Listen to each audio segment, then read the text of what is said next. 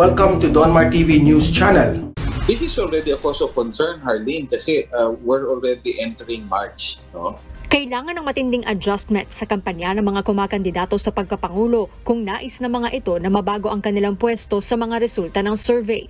Ayon kay Professor Edmund Tayaw ng Ateneo School of Government at Executive Director ng Local Government Development Foundation, posibleng kapusin na sa oras ang mga presidential bet dahil paparating na rin ang buwan ng Marso. Most of the presidential elections we've seen before is that the numbers that are reflected beginning March at the latest almost always is carried up to May already. So in other words, a drastic adjustment in the case of the campaign for the other candidates have to be undertaken if they still want to remain in the running. So medyo kulang na yung panahon, no, to allow a dramatic change in the numbers.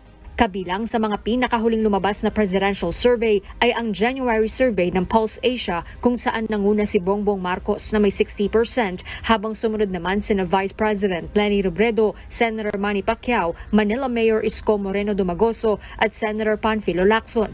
Samantala, kinundena naman ng University of the Philippines School of Statistics ang mga survey na nagkalat ngayon sa social media na walang malinaw na methodologies gaya ng kanilang tinawag na kalye surveys ng ilang vloggers at kahina-hinalang online surveys. Anila maaring magkaroon ng bias o pagkiling sa mga datos na nakuha base sa ginamit na estratehiya sa sample selection. Nananawagan ito sa publiko na maging kritikal sa pagtanggap sa mga resulta ng mga naturang survey at alamin ang ginamit na metodolohiya para rito gaya ng pagpili sa sample at tono ng naging panayam sa mga respondent. Samantala, kung magdesisyon mang mag-endorso si Pangulong Duterte ng kanyang presidential bet, ayon kay Tayaw, malaking bagay pa rin ito bilang popular pa rin anya ang Pangulo. Makadadagdag din daw sa lamang ng isang kandidato ang pag-endorso ng religious groups pero hindi anya masasabi na ito ang dahilan ng mismong pagkapanalo. Bago magsimula ang campaign period, sinabi ni Pangulong Duterte na wala siyang susuportahang kandidato sa pagkapangulo sa ngayon, maliban na lamang daw kung magkaroon ng matinding dahilan para gawin ito. Of course, his endorsement still matters a lot. Take note that he remains popular, a president, and not to mention, of course, that if you are endorsed by a sitting president, it's expected that the resources that the government has, no, will somehow contribute to your own resources in your campaign. Meanwhile, presidential candidate Manny Pacquiao reiterates that PDP Laban Party's decision to endorse any political candidate still needs his approval. Presidential candidate Manny Pacquiao reminds his competitor for presidential race Isko Moreno Dumagoso as it was openly seeking members of the PDP Laban for endorsement. Senator Pacquiao explains that he is still the party president of PDP Laban and the final decision is still subject to his approval. Being the standard bearer of PROMD for presidential race, he said the two parties may have allegiance in due time. Ako naman ang presidente ng PDP Laban. Kumbaga, ako ang presidente ng laban, sa akin din yan dadaan lahat, yung mga ganon. And then also, yung sa PROMD, nagkaroon ng alliance ang PDP at saka PROMD. No, pagdating ng panahon, tatawagin yan PDP PROMD. UNTV News is still trying to get the opinion of presidential candidate Isko Moreno Dumagoso on the issue. Meanwhile, Senator Pacquiao believes that there will be a great impact to his campaign if the PDP Laban, which was divided into factions, will reunite.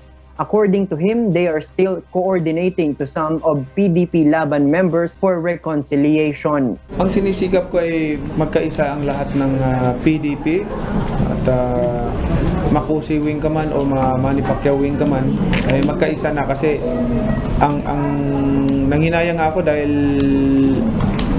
nagkahiwa-hiwala yung PDP at naway magkaisa. Makakatulong siguro ng malaki rin. Malaki rin may tulong. Unang-una, nagkaisang PDP, sulit ang PDP. Sa isang bahay kasi, pag nag-aaway, ano man mangyari, kapatid at kapatid pa rin kayo. Magulang at magulang niyo pa rin yan. Senator Coco Pimentel explains that the other faction, no matter which candidate they endorse, will be an unofficial endorsement of the party. Niwala nga sila authority to issue CONA. Mawawalan nga ng value yung CONA nila eh. Tapos mag-endorse pa sila, di all the more walang value. Endorse na lang nila as the candidate of Mr. Tusi. Yan na lang. But not using the name of the party. Di ba masama kay Isko yun? Because yun na nga, inisyo nga ng CONA, unauthorized CONA na yun eh. So how much more an informal endorsement by party hijackers? Itong Pulse Asia survey na inilabas, ito po ay ginawa noong January 19 hanggang 24. At ang laki ng lamang dito ni Bongbong Marcos kumpara doon sa ibang mga kalaban. Mamaya ipapakita ko sa inyo at babasahin natin yan. Meron pang isa, yung sa Manila Bulletin naman, na ginawa rin itong February, mas lamang pa rin si BBM. Yan ho'y galing sa kanila. Sila po nag-survey niyan na ibabalita lang natin. Pangalawa, ito hong issue na sinasabing gimmick lang daw po yung sinasabing si Marcos ay nasugatan doon sa rally o motorcade na pinapalabas po ng mga kalaban sa politika na ito raw ay lumang style, parang gimmick na noong mga nakaraan ngayon ginagawa ulit. So, di ba? Parang masyadong personal or mababaw na dahilan ang ginagawa ng mga kalaban ng BBM Sara tandem. Samantala, ito nga po sa survey na lumabas, ang si BBM nakakuha ng 60%, si Robredo 16%, ang Moreno at Pacquiao 8%, at si Lacson ay 4% lang. At ito yung matindi, sabay NCR, Luzon, Visayas, Mindanao. Sa NCR, si Marcos nakakuha ng 57%, Luzon ay 61%, Visayas 53%, at Mindanao 66%. Si Robredo ay 16% lang sa NCR, 19% sa Luzon, at 19% sa Visayas, 8% yan po sa Mindanao. Ito ho yung January 19 to 24 ng Pulse Asia. Samantala, ito naman ho sa Manila Bulletin, nitong last February 10-11, BBM nakakuha ng 51.83%, Dumagoso 23.5%, Leni Robredo 14.7% lang. Si Sara ay nakakuha rin Vice President candidate 53.63%, si Soto 19.5%, at si Ong ay 15.42%. So, para maniwala kayo dito sa sinasabi natin, ito ho yun, ayan, kita nyo? 60%. Ayan, parang baliktad yata yung pagkakasulat. Ayan, pero ayan, yan yung figures, at dito naman sa sinasabi nating, ito yung sa, ito yung sa Manila Bulletin. Ayan, linaw-linaw. 53.83 yung kay Marcos, at yung iba ay napakababa ng mga kalaban. Okay? Yan po yung lumalabas. Yan. Yan po. Ayan, taas. Pulang-pula yung kay Marcos, ang haba, ang taas. Yan nga yung 53.83%. Yan yung kay Marcos yung pula, napakahaba. Ang layo doon sa iba, di ba? At ito naman ito nga yung sasabi natin. Ayun, yun sa Pulse Asia naman. Ayan, Pulse Asia po survey yan. Ayan, ang layo. 60% national kay Marcos, at kay Leni 16% lang. So masyadong malayo. Yan po yung nangyari. Para pinakita ko lang sa inyo bilang ebidensya, baka akala nyo nanghuhula lang tayo sa mga figures na ating pinagkakaloob. At inuulit ko, Pulse Asia survey yan, at saka Manila Bulletin.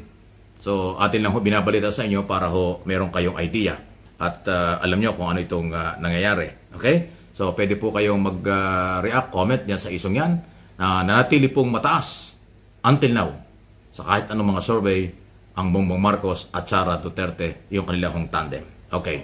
Samantala, sa pangalawang issue naman na ating binabanggit, pag-usapan na ito nga pinapalabas. Actually, tukuyin ko na, identify, kilala ko yung kung sino gumagawa nito. Kampo na naman ni Dumagoso ang nagsasabing lumang gimmick na parang pinapalabas nila, peke raw yung nasusugatan si Marcos at lumang style ng kampanya. Parang gano'n ang pinapalabas nila na hindi totoong nasaktan, hindi totoong gano'n ang nangyari kay Marcos. Ay, papakita ko sa inyo. Itong nangyari. Ayan, no? Ayan, no, si Marcos. Ayan, nasa birthday pa yan, eh. Nasa birthday ni sa Pampanga. Ayan, no? Ayan, no, ang daming tao at ayan, namamaga yung kamay. Pero ito, papakita ko sa inyo. Baka akala nyo, nagbibiro. Ayan, no? Ito yung kamay niya, oh. Ayan, no? Yung kamay niya. Ayan, pinakikiusap ni Mike Defensor, pakita yung kamay. Ayan, no? Namamaga. Ayan, no? Namamaga yung kamay. Ayan, ang daming galos. Okay, tapos itong isa pa. Ito yung matindi, eh. Ayan, oh. Ayan, oh, yan. Yan, picture. Ayan, oh. Ang hiwa, oh. Kita nyo?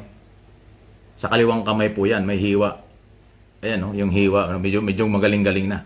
Pero pinapalabas na lang, hindi raw totoo yan. Pero kitang-kita naman yung hiwa. Ayan, oh. Yan po yung kamay niyang namamaga. Ayan, oh. Di ba? Oh, kung makikita nyo, oh. Grabe, yung kamay niyang, yung kaliwa niya, may sugat doon sa may pulso, sa may tabi ng relong yan, ayun ang hiwa, o kitang-kita. O tapos itong isang yung kaliwang balika ng kamay niya, ayan, namamaga naman. Yan ho yung hitsura ng kamay ni Bongbong Marcos na pinapalabas nilang gimmick. Ayan, itong isa, oh. Tignan mo yung galos, ayan, oh. Nakikita nyo? Galos, yung bukol-bukol yung kamay niya sa galos sa mga kamay sa mga motorcade. Tapos pinapalabas nila hindi raw totoo, gimmick lang daw ito. Paano gimmick? Gusto mo bang masaktan para lang gumimik? Ayan, galos yan. Matindi yan, eh. Itong hiwa ito yung hindi biro, eh. Ayan, no? Oh, yan. Kita nyo? Ayan po. So, nagpapatunay lang. Si Mike Defensor po ang kumuha nito at pinorward sa akin dahil nasa isang birthday party sila sa Pampanga, nakakabiroan pa nga. Pero ayan, ayaw pang ipakita ni Bongbong yung kanyang kamay, tinatago nga sa public, eh. Ayan, pero nakita na namamaga at ang daming galos. So ayan ho yung pagpapatunay natin na sinasabi nilang gimmick lang, hindi totoo. Kasi lumalabas ho talagang, alam mo yung makipagkamay ka sa maraming tao, talagang hatakin, hindi maiwasang magalusan ka or magkasugat-sugat. Ayan, magamaga nga yung left and right niya. Yung kaliwa niya may hiwa. Yung ito naman pinakaibabaw na ganito, magang-maga at ang daming sugat-sugat. Left and right, tsaka kamay. So, pinakita ko lang ho sa inyo yan. Pasintabi na ho, baka yung iba hindi sanay sa makaganyang klaseng kamay. Hindi sanay sa ganyang klaseng itsura na nakakasugat ng mga tao. Pasensya na po. Pero pinakita ko lang yan bilang ebidensya, pagpapatunay doon sa sinasabi ng mga kalaban ni Marcos na gimmick lang ito. Pakita ang daw yan, lumang style na. Isipin mo, may mga taong ganyan. Siguro yun ang iniisip nila. Siguro yun ang gawain nila. Yung iniisip nila at gusto nilang gawin at nangyayari ng totoo kay Marcos, binabaliktad nila. Diba? Anong klaseng tao yung mga yan? Hindi ko maintindihan. Diba? Kayo, ano po yung masasabi doon? Sa kabila nung nakatayang buhay at kitang-kita mong nasaktan, nahiwa nga yung kaliwang pulso at ang daming galos, sasabihin gimmick lang daw. Hindi daw totoo. So, inulit ko lang ho, pero yun yung gusto kong idiin para kayo mismo mga nakapanood, nakakita, makakapag-husga dyan, makakapag-decide. Again, galing sa kampo ni Moreno, Dumagoso, yung nagsasabing yan. Kilala ko siya. Mahilig siyang ganyan dahil papakilalang siya magaling, eh. Pero pati ho yung taong nasasaktan, pinipik pa niya ang mga balita. Kakaiba, no? Di ba? Hindi ko maintindihan kung ba't may mga taong ganyan. Anyway, kayo na po yung bahala. Mag-comment, react sa isyong ito na akin hong araw-araw na binabantayan at kung ano man bago, pinaparating ko sa inyo. Marami pong salamat muli.